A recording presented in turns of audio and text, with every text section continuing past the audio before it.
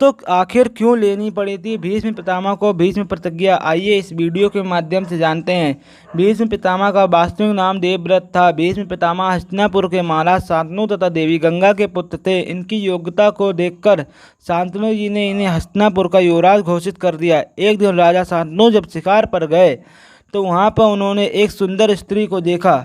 उस स्त्री को देखकर वह मोहित हो गए और उससे विवाह करने की इच्छा प्रकट की। उस स्त्री का नाम सत्यवती था। महाराज शांतनु सत्यवती के पिता निषाद राज के पास अपने विवाह का प्रस्ताव लेकर पहुंचे। निषाद राज ने प्रस्ताव स्वीकार कर लिया, लेकिन उनकी एक शर्त थी कि मेरी पुत्री का पुत्र ही तुम्हारे बाद तुम्हारे राज्य का उत्तराधिकारी होगा।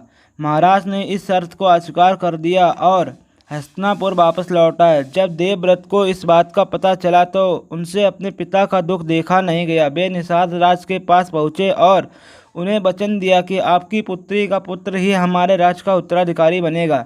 निषाद राज ने कहा, यदि तुम्हारे पुत्र ने उसे मार दिया और मारकर राज्य छीन लिया तो क्या होगा? यह सुनकर देवव्रत ने यह प्रतिज्ञा ली कि मैं सभी दिशाओं और देवताओं को साक्षी मानकर आजीवन ब्रह्मचारी रहने की प्रतिज्ञा लेता हूँ। इस भीष्म प्रतिज्ञा के कारण ही उनका नाम देवव्रत से भीष्म पड़ा। ऐसे ही धार्मिक वीडियो को पाने के लिए हमारे चैनल को सब्सक्राइब करें।